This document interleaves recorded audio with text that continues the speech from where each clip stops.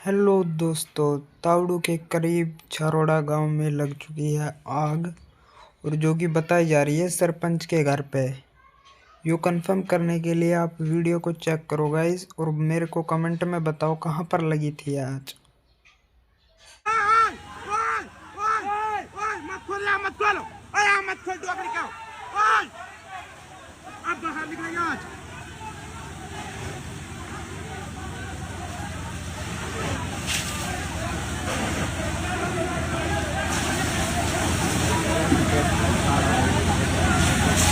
ये आग खोलती बाहर आएगी, लड़का आगे।